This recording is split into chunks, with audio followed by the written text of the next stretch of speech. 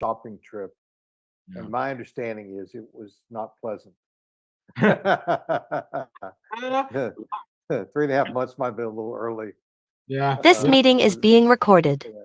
yeah, Well, at least you got it. They anchored her low. So they tried to bring her in, 3.5 months. That's a little bit too young. So we'll go, better get a little bit older. She should yeah, be a little better. Yeah. Probably just miss Papa, man. That's all. yeah. I'm sure that was it.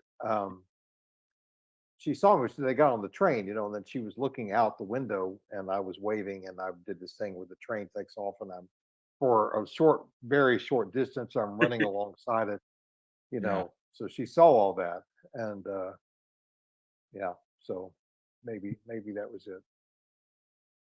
Yeah. That's an interesting picture. I see of you running alongside the train. Like, It's one of the many foolish things that I do. oh, I love it. You got to do some foolish things in life, man. No risk, no reward. There you go. And that's a good lead in, right? To to what we're doing here tonight. So That's Yeah. right. Yeah.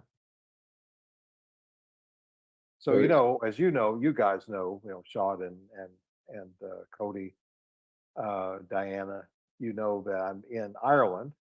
So here the time is 1:31 a.m. Yeah. It's late. Yeah, yeah. We So appreciate I had to get us a little bit of sleep uh before getting up, to be on this Zoom. But happy to be here. Yeah. We're happy to have you. This has Yeah. been long anticipated. Oh Waiting to wow. Yeah. And it's Yeah, gonna be well, I hope that people get, some good value out of what I plan to discuss tonight. And and it's very focused on someone who's in business.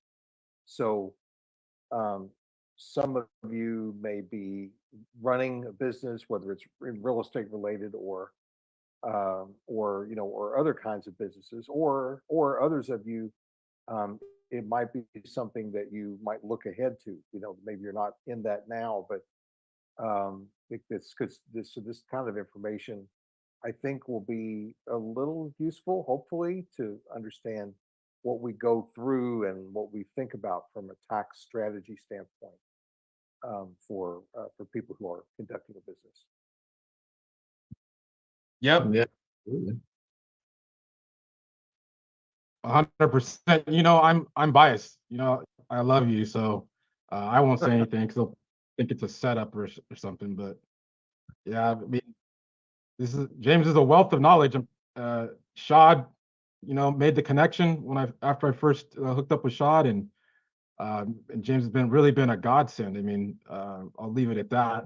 I can tell you some particulars about it, but it's just really helped me structure some things and clean up the books and start going, doing things confidently in the right direction, but still like aggressive and all the stuff that you want to do, what you want your tax preparer to do. So I'll be quiet. It's not my time tonight. No, that's what it is. So I met James like a year and a half ago, around that. Well, technically Nancy Yeah. met James. That's Connect- right, Nancy first. Yeah. Yeah, and then I mean we hit it off, and James has been doing all of our CPA stuff, and everybody I've referred to him, I mean, just loves the guy, the wealth of knowledge, eager to Thank you. learn what you're going to present, and you've helped out so many people save a bunch of money and do their taxes correctly, and a wealth of knowledge in that whole arena that all of us love. I know Cody was telling me like how he just loves to keep up with IRS code every year. That's his favorite, pastime activity. He didn't tell me that. I Oh, didn't remember that. well, yeah, he didn't want to, make you feel bad, but he was like, yeah, that's what I like to do nights and weekends. Any spare time that I have, I like to just jump straight into those big. No, said Cody never. Yeah, on opposite day. But we're blessed to have you here, James. I'm really excited to see, what you're going to share with us and teach us, and then guys, if you have questions, James is absolutely the guy. He's a wealth of knowledge. I just can't say enough. And any of the parts, because there is so much to tax code, any parts, and it changes literally every year, literally. So anything that he needs to go look into is phenomenal at just going and getting the right answer, not just making something up and flying. There is a lot of misinformation out, especially in our industry. And Yeah. he set me straight on several things, and I'm like, wow, okay, I didn't know that, and that's completely different than what I had heard other people talk about. But they're not professionals. You are, and you know your stuff, and they don't. So yeah, it's awesome to have you here, brother. Appreciate you hopping Thank on. you. Glad to be here. So I can launch in, Shaw. We can just jump in, get going. Yeah, absolutely. People are going to trickle in, but the early bird gets the worm. So everybody that's not here, watch the replay. It is being recorded and live streamed right now on YouTube and on Facebook. So they're recorded there. They can go back and watch it. So yeah, let's jump in, because we have about an hour here. So I want to have you go through what you need to go through, and then we can do some Q&A at the end if you have time. You're up for it. Sure. I want to try to hit these strategies. This is not intended to be an in-depth discussion of each of them, but more, again, as I've alluded to before, an idea of what it is that we go for when we are developing a plan.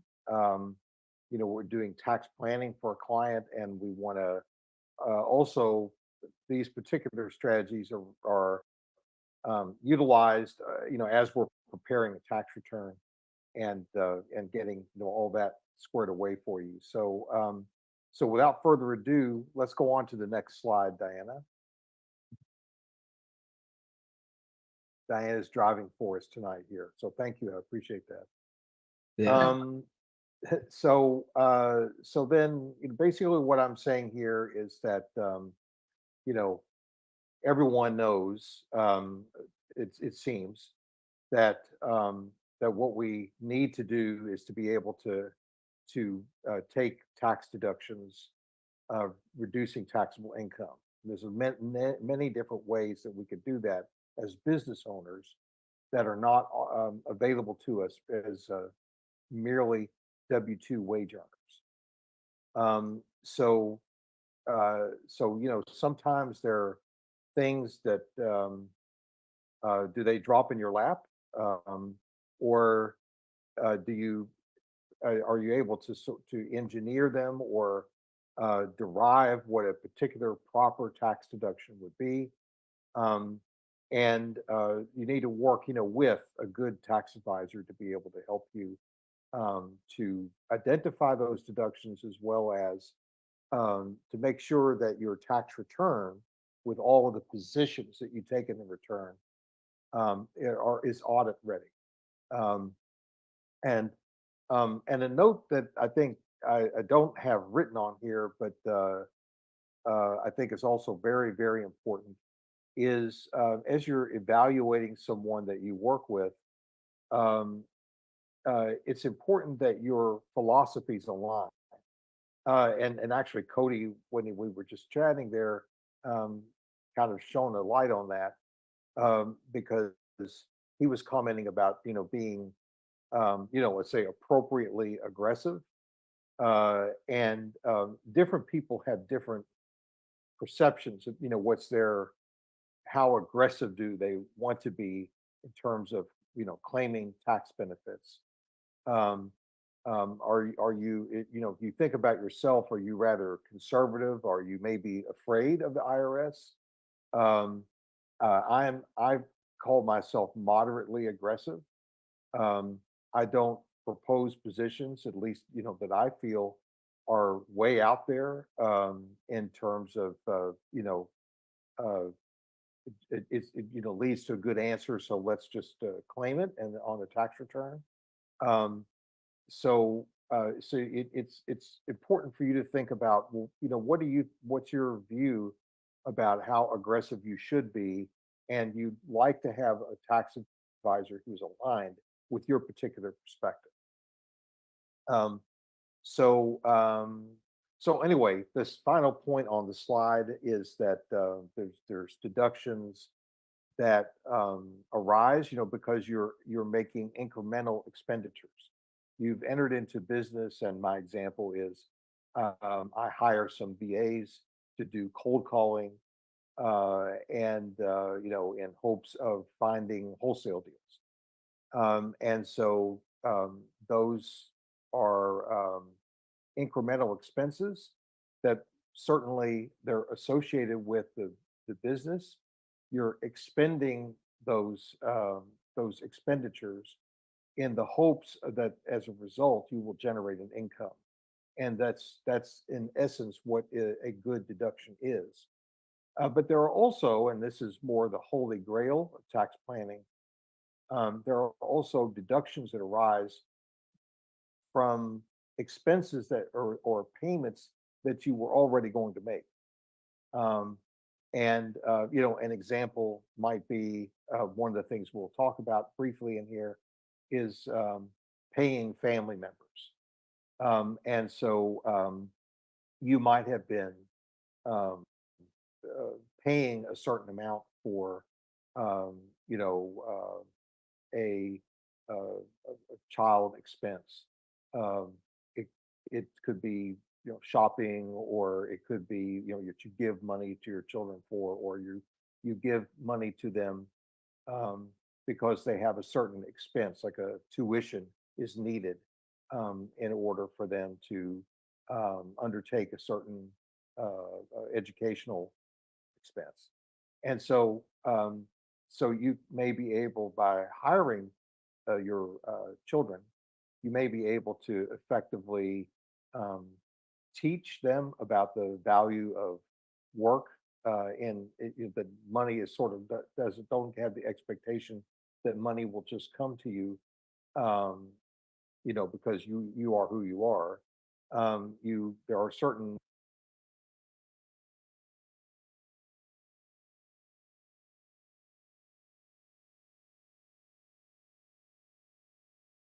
I think we lost James for a bit here. He did mention he was having internet problems earlier. I'm not sure if he's gonna be able to come back. Okay. It's a cliffhanger. He wants to leave. That's we'll Shot pose too now. give it a second. He'll be back.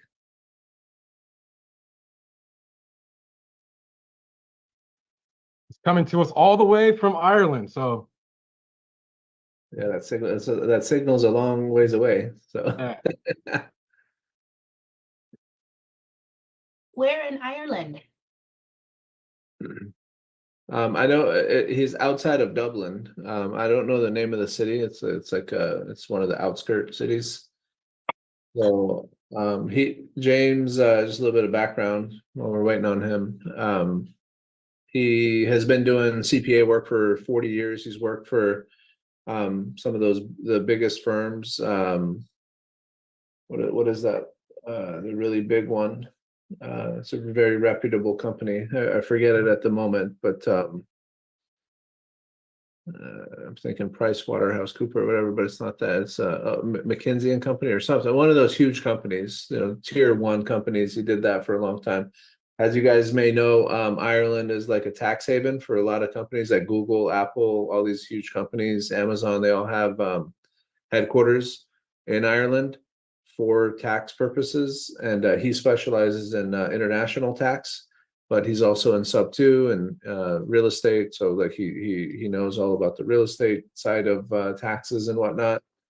Just a phenomenal resource, for us all.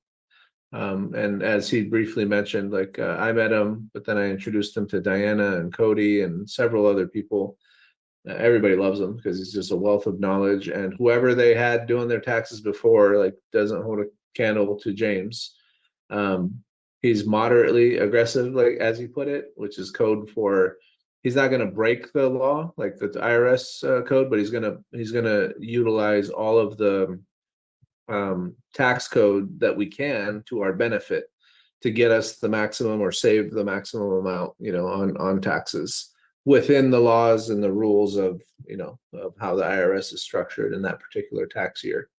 So he cleaned up our books, like myself and Nancy, and it was a lot because we had to go back a couple years. He did 22, and then also obviously he's doing 23 for us, but he did 22 and 21. And I revisited 20, cleaned up a bunch. I mean, it was a lot of work, but he's phenomenal, and that's why we brought him on here so that he can drop some knowledge on us here. But then also, he is he's somebody that we can reach out to.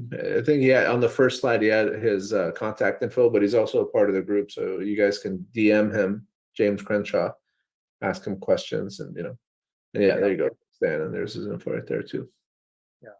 Yeah, thanks. That's great. I'm thinking about having Zoom go out on me, or rather, not Zoom. I think it's my internet connection here, so that I can come in and listen to what people are saying.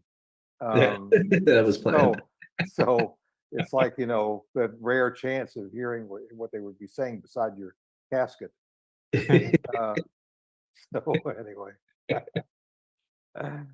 anyway, so sorry about that. And Shad, you have already sounded more articulate than I have thus far. So yeah, so maybe you should just keep going and just take this over. Diana, do you mind forwarding over to the slide after the one where we were just at? And we can go on from this one. Thank you. So these deductions are our friends. So as I said, I'm just going to hit these and basically give you a little bit of an insight into what each of these things are, to give you some ideas about the kinds of things that we're looking at. So the first one is startup costs, which is code section 195. So 195 expenses, these are all the costs that are related to, that you incur, that are related to your business, and that will ultimately be deductible when you have your first sale.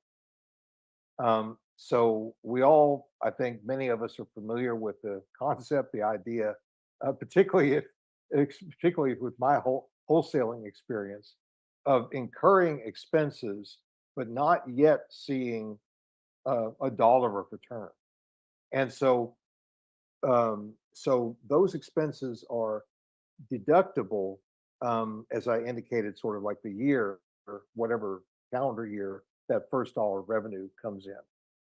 So let's say that you begin, you hire a set of VA team to do cold calling with the intention of getting to wholesaling revenue, and so you do this in mid-October. And it isn't until February that you have your first assignment fee. And so that year in which you began, you keep track of what those costs are. And it's very wide latitude. There's not too much restrictive in terms of what qualifies as a good startup cost, and that will ultimately be deductible. So in that first year, there's nothing that you're reporting on your tax return, relating to that wholesaling business. And then the next year, what the sum of those costs are, you do identify them in your tax return by a description of what each item is. And then you are allowed an immediate deduction of up to $5,000 of those startup costs. So that's in my example in year 2, when you had your first dollar of commission or assignment fee. And so that amount is up to $5,000 is written off, and then any amount that you pay that's more than $5,000, but up to $50,000, that excess So say your expenses were 12,000. So this excess is $7,000 is amortized over a 15-year period. And you deduct that a little at a time over the next 15 years. And a lot of people say, wow, 15 years, that's a long time to get that. But it is, I mean, it's it's been in the code forever. That there would be, used to be a different period, used to be a 5-year period. And then they, several years ago, they changed the amortization period to 15 years. However, if you close the business before that 15 years is up, then the balance that has not yet been amortized is immediately taken as a deduction in the year of the closure. Um, so lots of times when people are starting up, they really want to know. The usual question is, if I incur these expenses, will they be deductible? And I've heard tax advisors on Zoom broadcasts just answer the question yes, but never say to you, well, not necessarily right away, and not having the this amount spread over a number of years. If you do, and I hope that you're not so unfortunate as this, but if you happen to have startup costs more than $50,000, then the rules start to actually take away some of the benefit. And so as you get your costs get higher, outlandishly higher, you actually start to lose the benefit of taking the deduction. Um, so don't go more than $50,000, but you probably don't need a tax rule to tell you that. Hopefully you don't have losses to that extent before you have a first dollar of revenue. Dining and food expenses. So here, the thing that you may know about, you may or may not know about, is that it for many years, if you have a meal, let's say with a client or a customer, you go out to a restaurant, the business lunch or the old 3 martini lunch, as they said back in the day. Um, the the cost of the meal is 50% deductible on your tax return. And it's what, in the accounting world, they call a permanent difference. It's never going to change. You have that 50%. There's no like date in the future in which you get the other 50% as a deduction. It's a limitation of 50%. Then in the COVID era, the past few years, before 2023, the they increased the limit to the 100%. So there was no restriction for the kind of meal. Certain kinds of meals, dining and food expenses were still limited. But what it was is they wanted to, as part of to support the restaurant industry, and so for a period of time, I think 3 years, they increased the deduction so that you could claim the full amount. But now it's gone back in 2023 and remains the same in 2024 to the old way. So the just think about the different ways that there can be food costs are related to your business. So I mentioned the dining out with others. It's back to 50%. If you are traveling, you're on a trip someplace that's a business trip, and which we'll talk about down at the bottom point, the travel deductions. You're on a business trip, but you have to eat, and so you're just by yourself. You're not entertaining anyone. You're not schmoozing with your client. It's also 50% limitation. What about food in your office? Um, if you bring food in and you have customers, clients, and so your reason for having food brought into the office is because customers or clients are there and you want them to partake of the food, that's 100% deductible.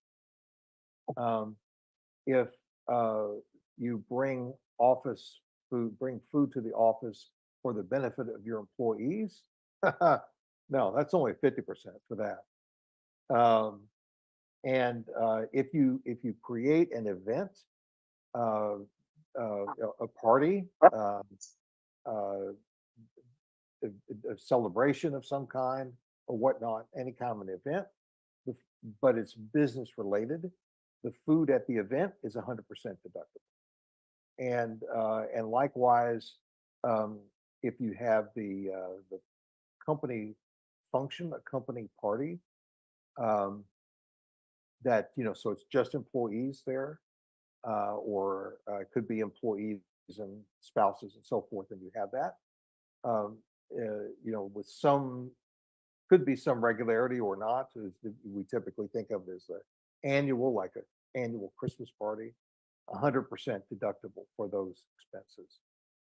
So what about this next point, the home office tools, supplies, and electronics? Most of the discussion here is about home office. The home office is, I've sometimes referred to it as the much maligned home office deduction because, people are afraid of it.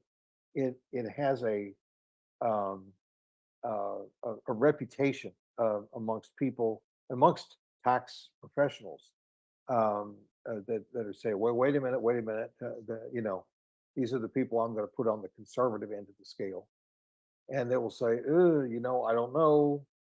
Um, I'm supposed to regularly and exclusively use an area um, of my home for a business purpose relating to my business. Um, I'm not sure if we should really do that or not. And I mean it's a legitimate concern or question, but it is based on practice for the past number of years. Yeah. No, sorry, everybody mute, please. I just muted there. Some back. Okay. So- Great. Okay. Sorry. Um, so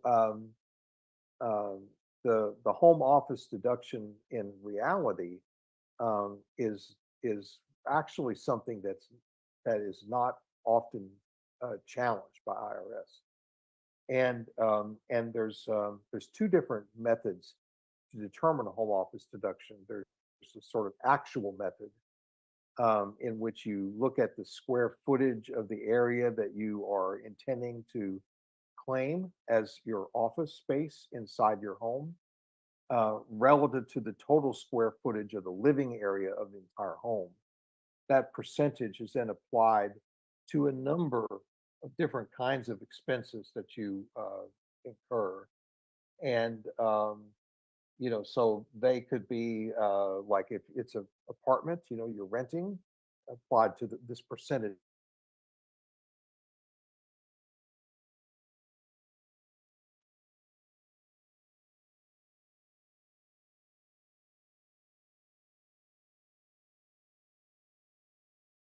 We lose James again? Yeah. Yeah.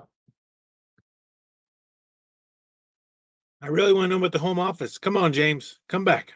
Yeah, if anybody's got questions, put them in the chat. I know James is saying he's a wealth of knowledge is an understatement. I mean, he knows to the year when deductions ended, when they started, what it's for, and just like he's been explaining. So if you have like a particular question that's very specific to your situation, he'd be happy to answer. That's how I really got connected with him. So put it in the chat. We can ask him. He's really he could expound about anything, really anything related to taxes. So this is a great opportunity to kind of get those questions out there if you have them. So don't be shy. Yeah, Matthias has a question. We can ask him. And yeah, it's a lot of little nuances, like to TJ's point, the home office, people think like they could just write it off and they usually break the rules. And James is really good about answering questions like that. I know I've had a bunch of them, and he'll tell you, okay, yeah, you can do that, but here's how you have to do it, and here's how it has to be structured, and so on and so forth. So Yeah. All right, so sorry about this internet connection. It's been giving me trouble all day. So anyway, so I apologize for that. And, hopefully, maybe it's a respite for you guys. You can stop talking. So maybe you're all better off. Anyway, so I'll just jump back in. So I mentioned all these different areas that if for using the so-called actual expense method. The other one, though, which it's called the simplified method, and the simplified method is never in talking with other practitioners, nobody ever sees anyone who claims that. No one ever sees that ever audited.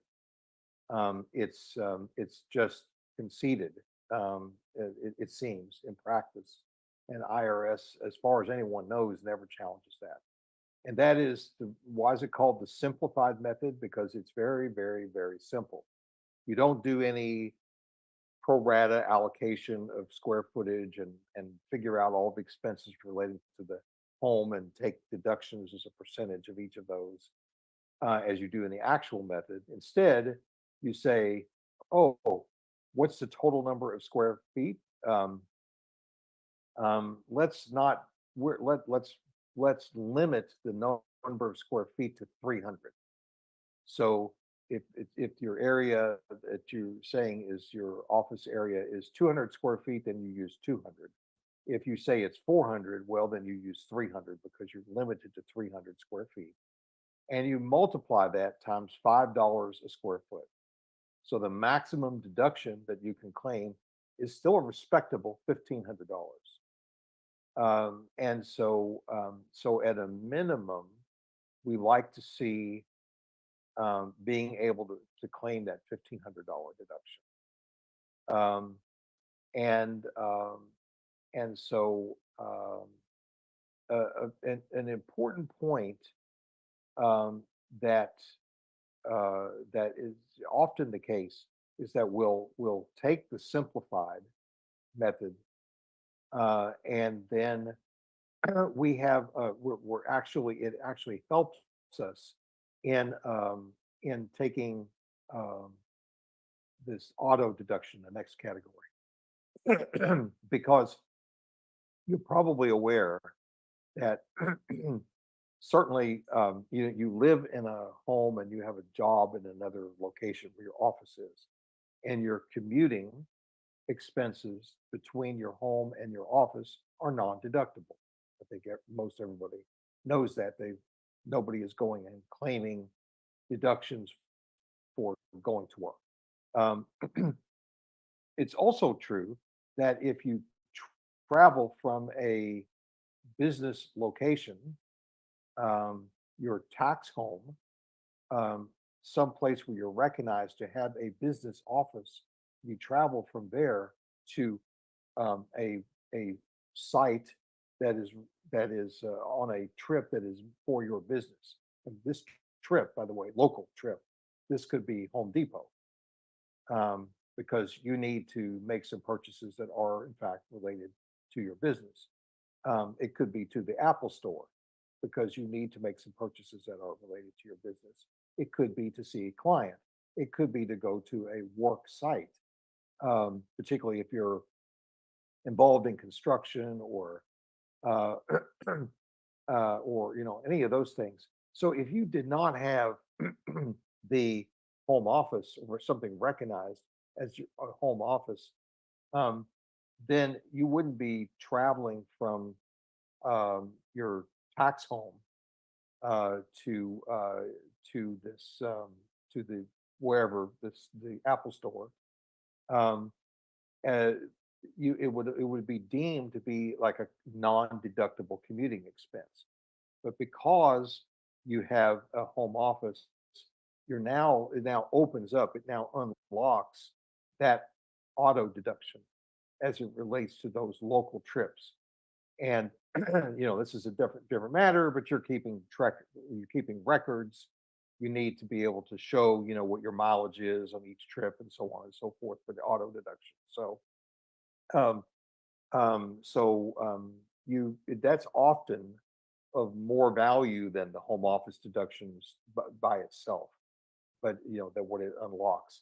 Many people don't see or don't know about the connection between those two. So I think that's an important point. Uh, the tools, supplies, electronics. Um, One thing that you can be doing if you open as part of your business, you have an LLC, uh, excuse me, or you have a corporation.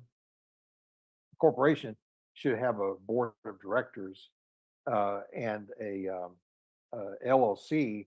You might choose to have a board of advisors, and so there's a separate strategy that's not listed here about expenses associated with having meetings of this group to review your business and business plans and business growth and so forth. But as a part of a business meeting, um, your board you can adopt resolutions like if I make a expenditure um, below a certain dollar threshold for tools or supplies. I'm for my accounting records. I'm not going to depreciate those. I'm going to just write them off as they're below a certain threshold. It's like a de minimis amount that's being spent. I'm just going to treat that as an expense on my books.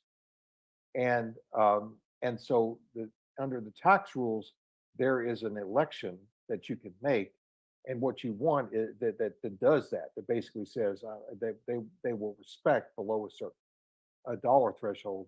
They will respect what you're doing for accounting purposes on your tax return. And so the tools, supplies, and electronics reference here is because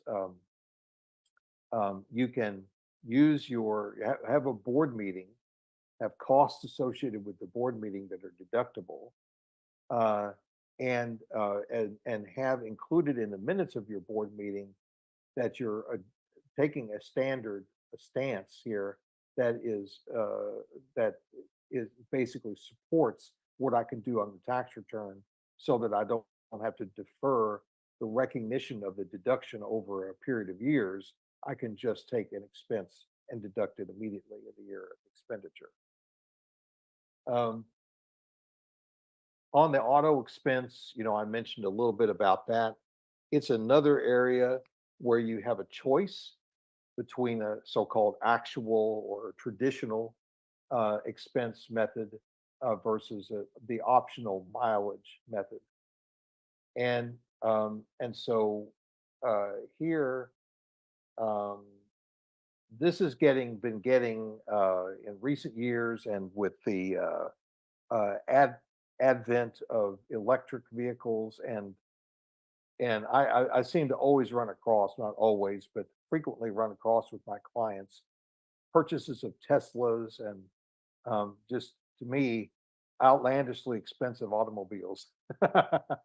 and um, and so if someone is making an expenditure like that, you can imagine they're very, very interested in whether and to what extent they may be able to take tax deductions, how much of the cost of an automobile might they be able to claim as some kind of depreciation or bonus depreciation, which we'll talk about a little bit later. Um, and what they can really do there. So the advice that I and many others I think also give is that um, don't make a purchase of an outlandishly expensive vehicle because there are tax benefits. The tax benefits should not drive the decision to incur, the economic impact of making such a purchase. But it may well be that there's very good reasons for you to make the purchase, but just make sure they're non-tax reasons. Um, and um, and then, but there are definitely a lot of tax benefits associated with it. So these days, I think on the mileage method, I think it's 67 cents in a mile in 2024. Um, yes, 67 cents in 2024, which is a very hefty deduction. Um, and The IRS announces these annually, usually I think November for the following year, so that we get an idea about what to expect there. Um, and and so basically, if you make that choice, uh, um, there is an ability. Um, I think there's a limited ability to switch back and forth between these methods. Um, for the most part, you whatever choice you made the first year you had the vehicle, you're stuck with that choice for the balance of the time that you're using that vehicle in your business. Um, so so the other choice aside from mileage is the actual method, and it's very similar to the home office deduction, where you're basically taking your business miles for the year, you're comparing them to the total miles for the year, and you're saying, okay, that's my percentage of business use, and then that is applied to that percentage is then applied to all the kinds of expenses that you incur, um, with maintenance, and depreciation, and a number of different items, expenses that you incur related to the automobile. Um, and so there's basically a set of kind of decisions where you make a decision as to what you should do in year one that you're going to be locked into for the rest of the time that you own the car. Um, so, just as an example, not going to say what all of them are, but if you're going to put in a lot of business miles, then and also could the cost of the car is to say relatively low, not in my term the outlandishly expensive. Um, then the mileage method. It's not a surprise. The mileage method is usually the one that's really the best one to go with if you're going to drive a lot, have a lot of usage. But if you're not going to have a lot, and let's say the vehicle is kind of an average cost vehicle, so not many business miles, not a high amount, with an average cost, then then you may find when in making the comparison that it's a little bit better to be on the actual method. So it's a it's kind of a little bit of a spreadsheet analysis, and I know that's what I do when a client comes to me and we start to look at a new vehicle. You're purchasing it new to you.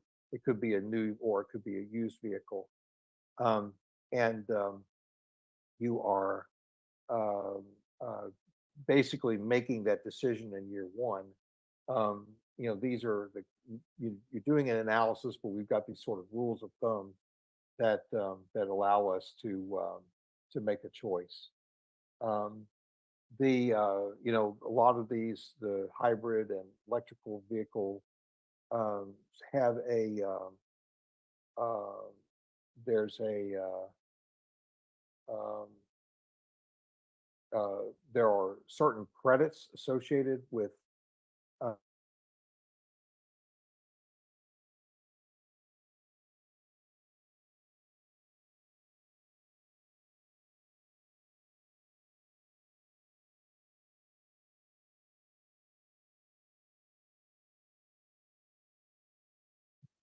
All right, we lost James again. I thought it was my internet. Okay. He'll be back. I'm starting, the more he talks, the more questions I have for him. Yeah. I'm taking notes over here, so. All right, Augie, go ahead. I see a couple, chat, thing I was gonna allude to. Go ahead, Cody. Yeah, no, I was saying, Augie, we'll have James check this chat out. We'll run that question by him. I'm sure he'll know, have some insight on that when he Yeah, no, finishes. no problem, no rush.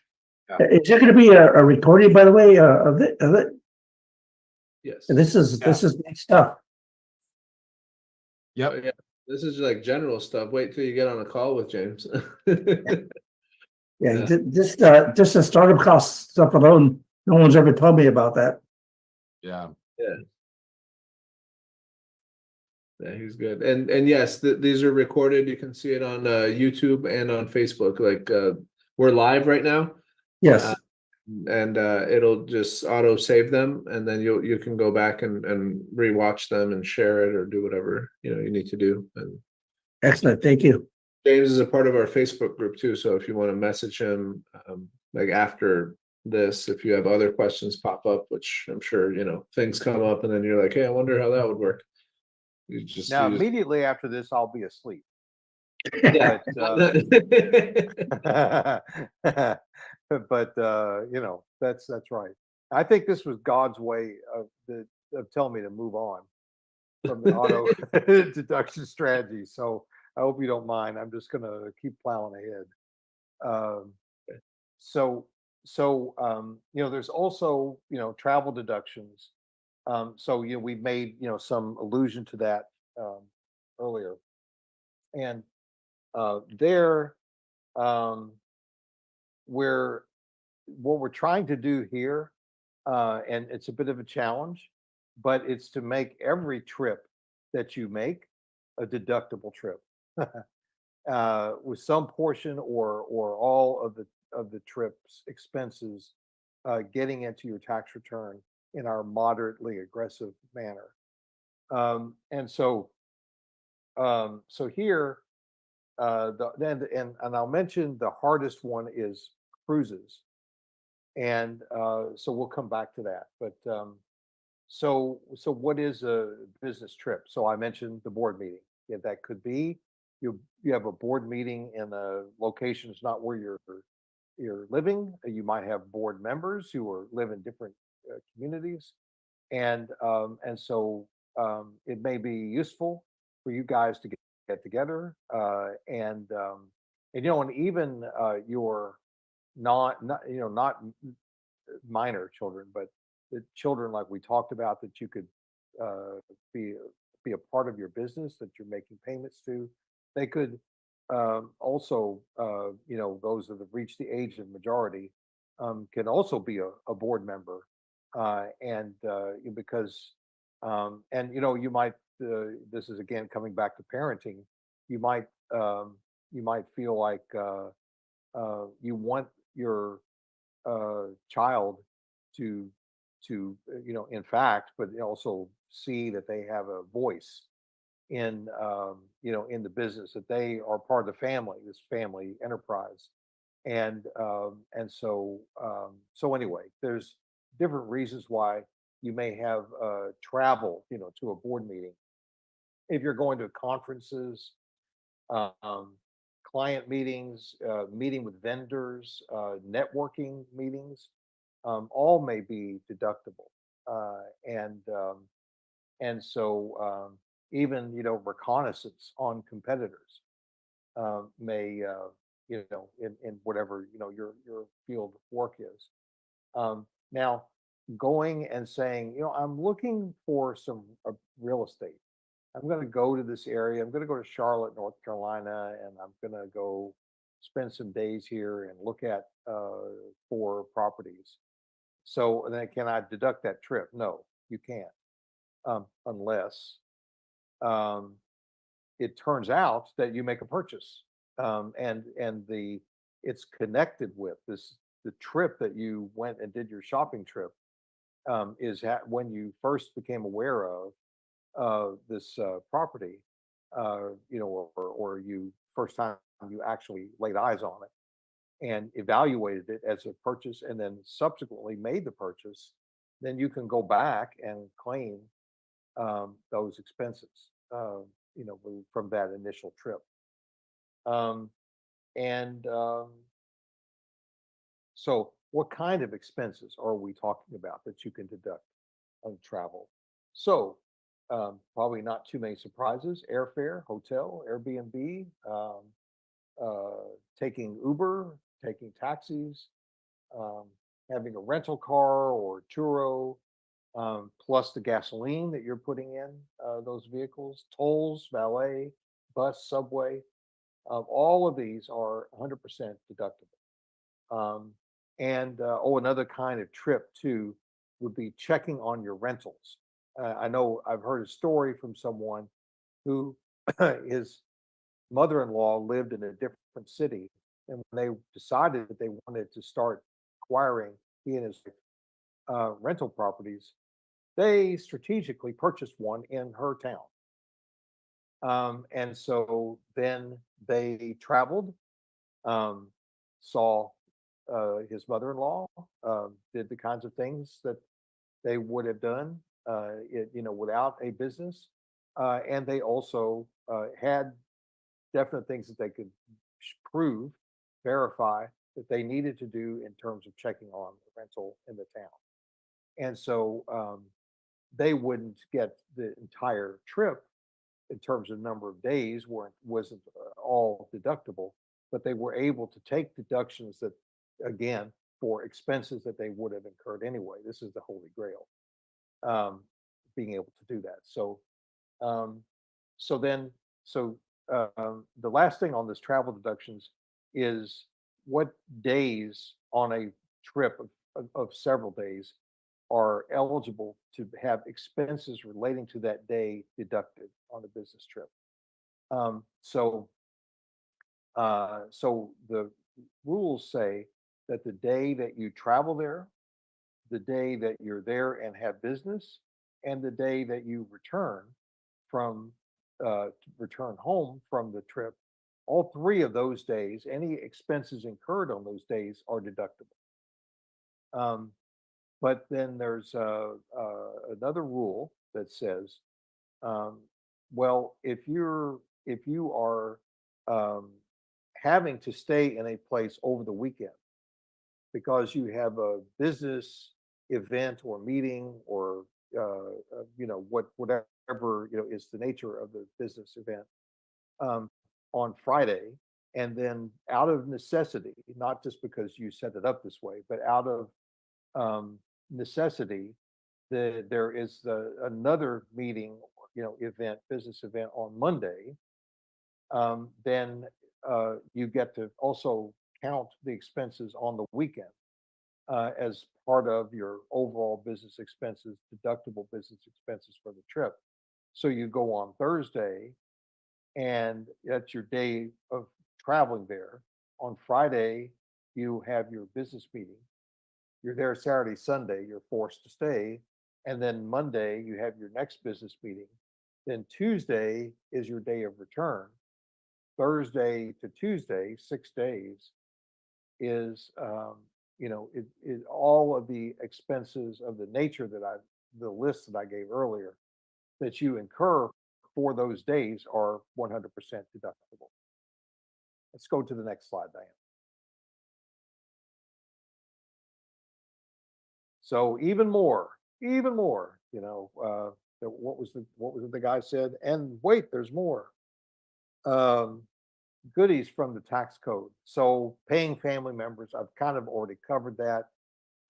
Here, if you pay child is under age 18, you there's a position that that I agree with, that you don't need to issue a W-2, and you certainly don't. There's a definite exemption in the law from withholding any income taxes or FICA taxes. So the point here, of course, is that you're at a certain tax bracket, you'll gain a certain tax benefit from making these payments. The payments are for legitimate work. as I mentioned earlier, age appropriate and legitimate work that is a benefit to the business. Um, and generally speaking, people look at the standard deduction as if you're which now is around $14,000, I think. Uh, so the value of the compensation, as long as it doesn't exceed that standard deduction amount, it means that there's no tax to the child, no need to file a tax return for the child. So no W-2, no withholdings, no tax return for the child, but simply a transfer of money, uh, you know, which to some degree may have already been paid anyway, may have been paid anyway without this business. You're going to make these payments and get a tax deduction for them. Bonus depreciation is something that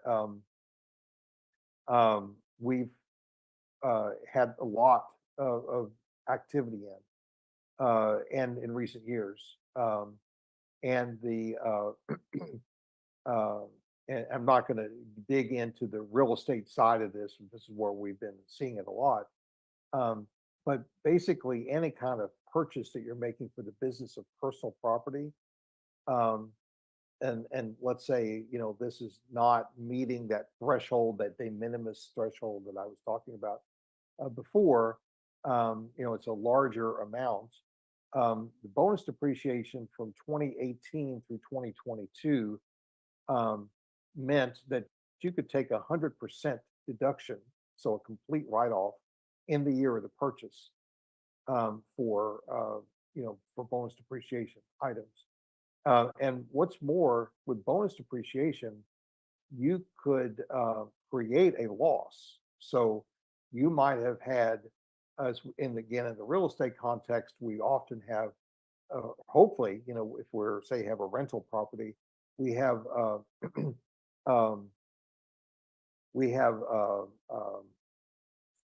positive cash flow, and so if nothing else were to change that, the positive cash flow would lead to positive taxable income, which would mean that you would have additional tax on top of tax of any other, if you're W-2 or whatnot, you would have additional tax to pay on your tax return.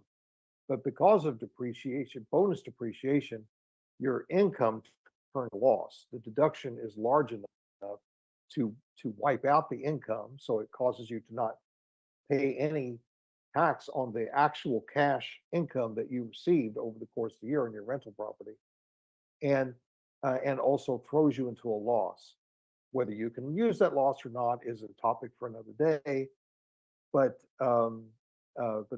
bonus depreciation is not limited in that way.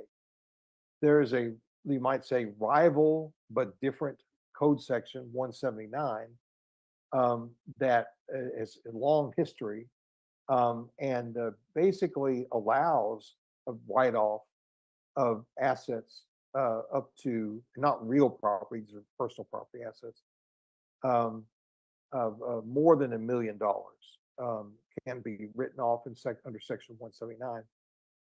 And but you can't create a loss with section 179. And so what people were doing in the real estate world was choosing bonus depreciation over 179 because of the sort of,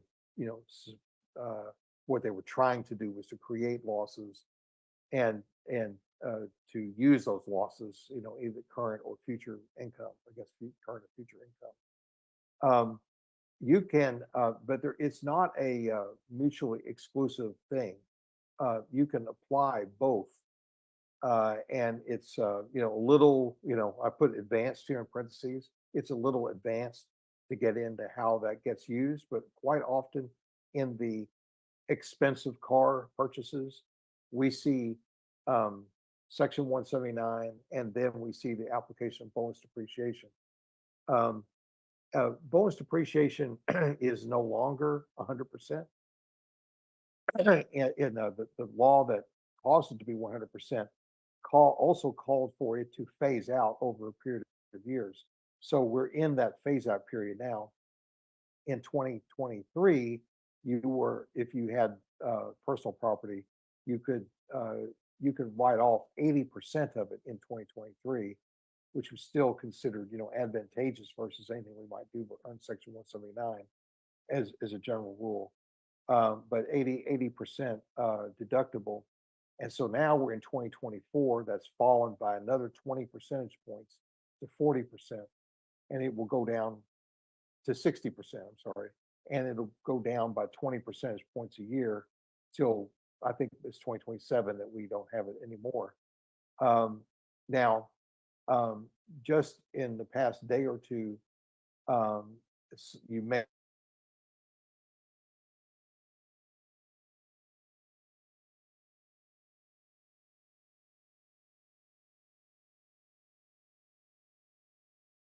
Is James again, or is it me?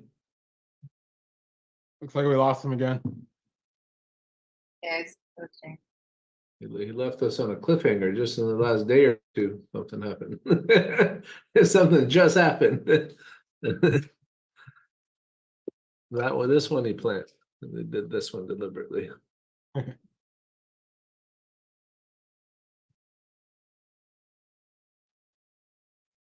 I got a bunch of questions, so when he gets back here, we'll jump in here.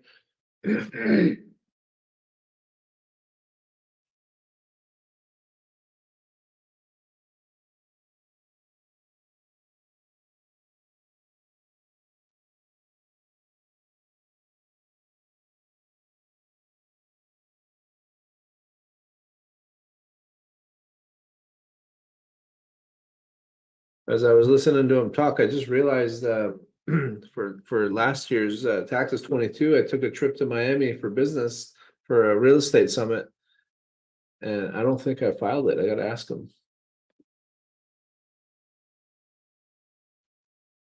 Yeah, can't miss those deductions. Yeah. Oh, now what are you talking about? Now I'm not hearing such positive comments beside my casket.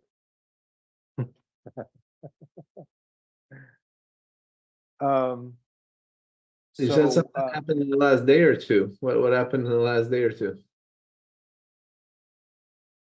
well, the last day or two, they were saying that the bonus depreciation they would go back to 2023 and basically adjust it back to the 100% that it had been for the previous 5 years, and then continue at the 100% level until the year that it was scheduled in the original legislation to go down to 20. It would go from 100 to 20 in that year and then be gone after that year. So so they were cheering because it would mean certain deduction limitation by using 80%. They would be able to go back and get to live the good days again of the 100% bonus depreciation for a while, and hope for future good things to kind of revive its status in the future. The issue is that any of us who watch Congress, and not just about tax laws, knows that two senators shaking hands, it's a long way from having a law that's passed and clearing both houses of Congress and having the president's signature. And it's it's just not. It's a positive development to be sure, but they were talking about, well, if you're going to file your 2023 tax return and you're ready, maybe you should extend it. Maybe you should wait to see what may happen with this shaking of hands, to see if you want to file your return later. And so I think that may be going overboard a bit, but that's my perspective. So active trader status, probably not something that many of you, maybe I'm not sure maybe there's a secret day trader here, you know, and or you aspire to that. You'd like to be able to, you know, take your shot at trading, you know, stocks. Uh, and so um, there's not really a lot to say about this, but there are some benefits to being treated as an active trader. It means that your income and losses are ordinary rather than capital gains or losses, but there's you know, there are certain advantages. I just kind of wanted to hit it out here because there are just all kinds of businesses that we as entrepreneurs could get involved with, and so there is some planning around what the status is of the person who engages in that activity. Um, you know, state tax domicile planning. You may find yourself, you know, a particularly high tax state, or you know, you just want to move. There's nothing to do with taxes, and but you want to make sure that when you're going from a state like California, you know, to Nevada, or you know, Wyoming, or you know, Arizona, um, all of whom face either no tax, state tax, or a much lower burden of state taxes than residents of California face. Um, you want to make sure that a state like California recognizes that you really shifted your domicile. Domicile means your home. It means your place that you intend to return. It may or may not be the same place as your current residence. And so so there's certain things to sever your ties from the old jurisdiction, and make certain that you do certain things to go your, that it's not just a, a,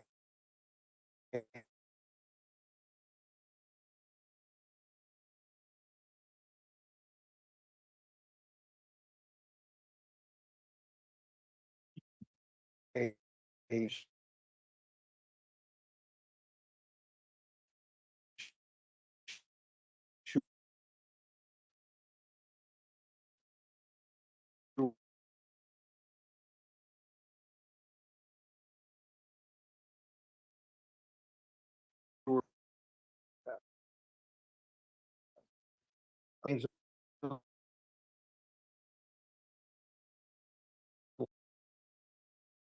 law, uh, uh,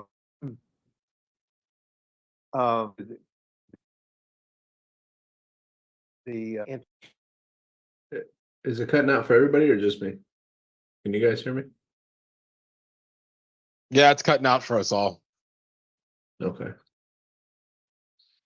interact.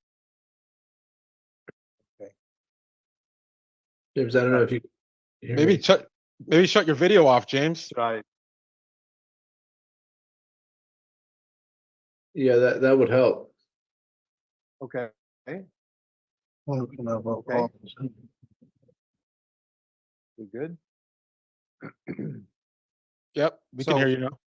Okay, great. So there are complex other kinds of gains and losses. So they're classified as active versus passive, and so there's planning that we can do around um, the trying to make the best use of losses that we generate, or even that we have a loss. Um, you know, and you know, I made reference to the bonus depreciation creating a loss.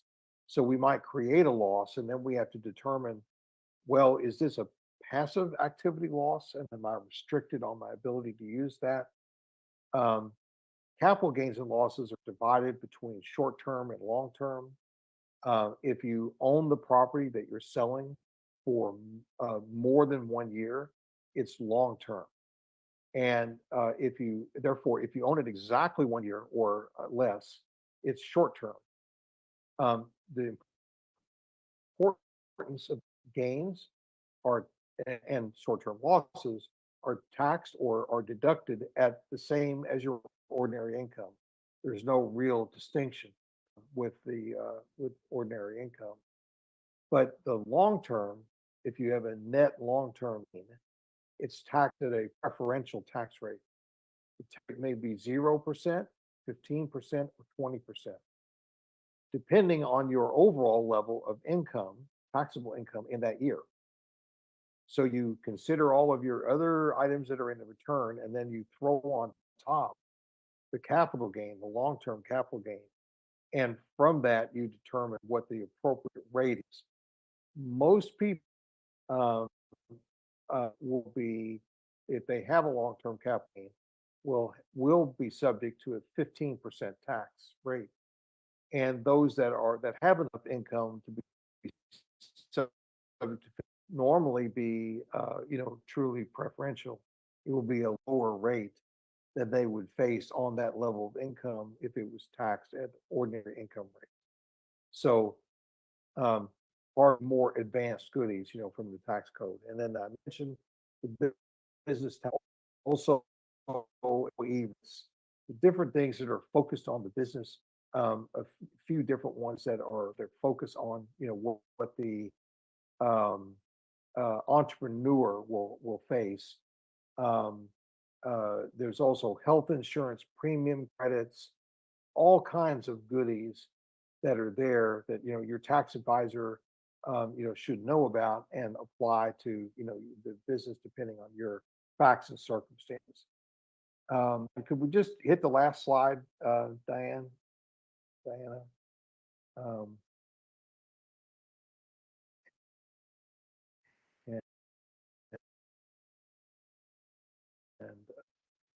if we can ever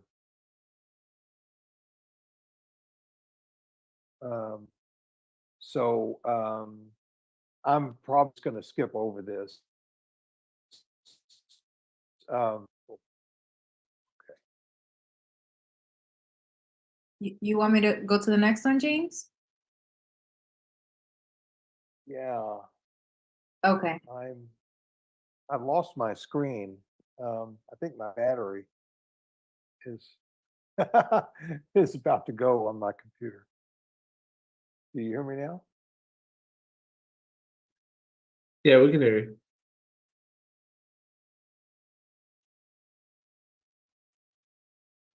I think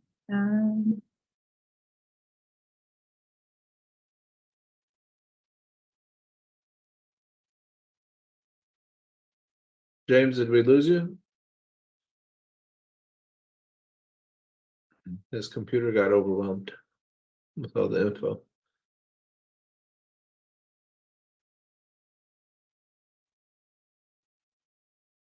So we might hopefully we get him back, but we'll definitely have James come back. I wanted to do a little bit of Q&A if he does come back. I had a couple of questions. Maybe seems like everybody has a couple of questions. I had several written down, but maybe we just do like one question each. Augie, I want to make sure that you get your you get a chance to ask your question there.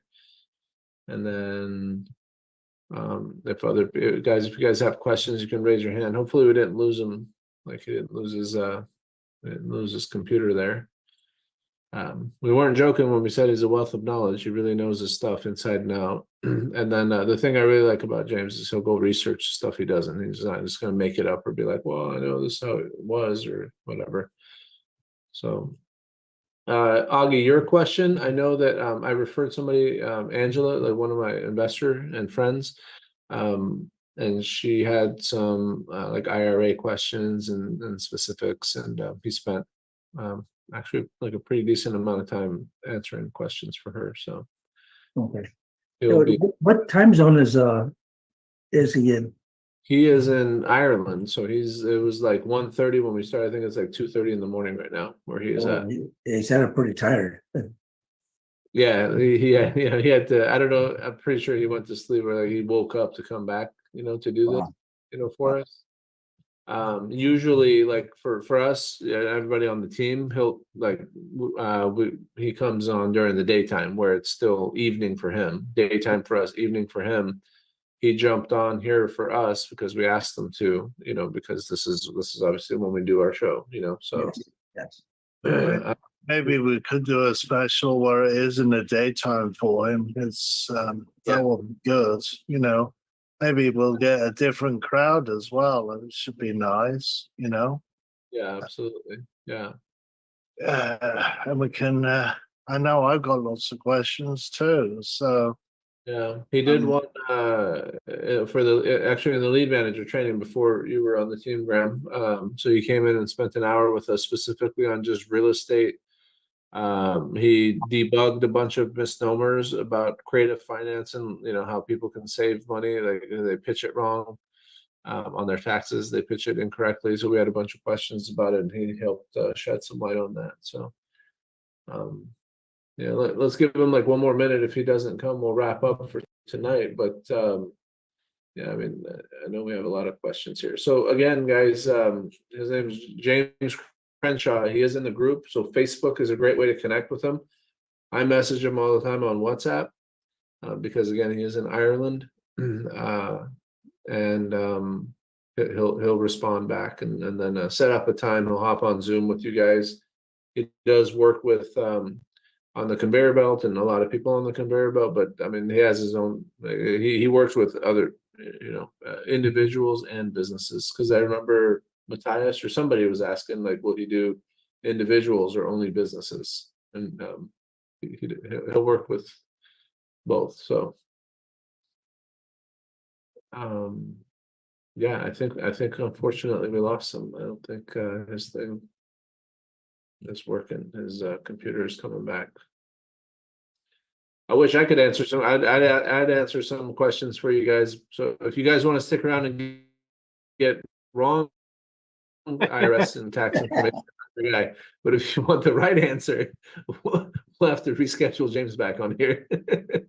Yeah, hit him up on Facebook and message him. He's great. When I first talked to him, I had a big mess of things that I needed cleaned up, and this isn't to say what he would do. I mean, I think he does it for everybody, but the man spent like over an hour on the phone with me, and then set up another consultation where he did it was all at no charge. He wanted to make sure that he brought some value to me and that we were comfortable working with each other and our values were aligned with filing taxes and doing that. But he literally went and cleaned it up. I don't want to badmouth anybody else, but there's a popular tax preparer that we get all been recommended to that just didn't do a good job for me.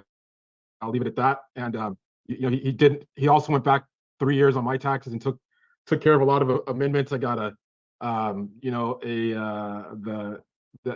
cost segregation on one of the properties and stuff, and he really saved us a lot of money, but more so than anything, it's like peace of mind that I know my taxes are done right, done well, and I'm not worried about an audit and not worried about doing something illegal or something, So he's a great guy to reach out to. I would just hit him up directly with your questions.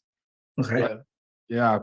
He'll be happy to answer them as he can. As he has time. Maybe a group talk again about all the business entities that we end up with in real estate and how to figure that out.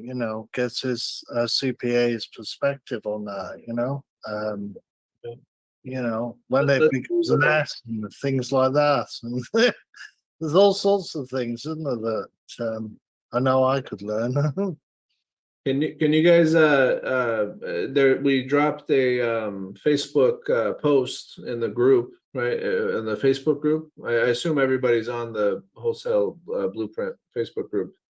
You can ask your questions there, because if you guys have a question and he's going to answer it, then other people might have that same question. So just to be respectful of James and his time, like Cody said, he's a go-giver through and through, to a fault. So the one request that I would have of everybody is please be respectful of his time, because he will literally take an hour or two out of his day and sit there and answer in depth, these questions. And guys, before I met James, I'll speak for myself. I would have to pay a lot of money for anybody to take the time to answer these type of questions. It's not a normal thing. So be respectful of of his time. Ask some questions. If you like what he has to say, then see about he does have services. So see about doing yourself a favor. I was similar to Cody. My taxes. I hate taxes. I hate all of that stuff. The bookkeeping, all of it. Right, and we all do. Who loves that? James. Yeah, pretty much.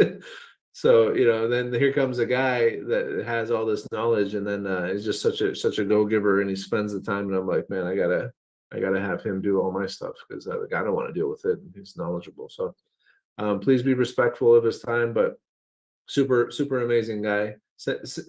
Post your questions on that link on that thing, the Facebook chat, please, and then DM him. And then he'll tell you what to do and like how to get a hold of him and all that. And then there is his information here as well. So you guys have that. It is unfortunate that we lost him, but he did spend a good amount of time with us here tonight. We'll have him back. We'll definitely have him back, and then we'll see if we can do one that's more appropriate for his time zone, as opposed to ours here. So I hope you guys got some value. Please show him some love and go like his post and, let him know that he did bring us value. Appreciate you guys, coming out tonight. We are off tomorrow, Friday. We're not here tomorrow night, but we'll be back Monday. So same time. I will, we'll see you guys Monday evening. Bye, everyone. Well, appreciate you guys. Bye, everybody. Bye.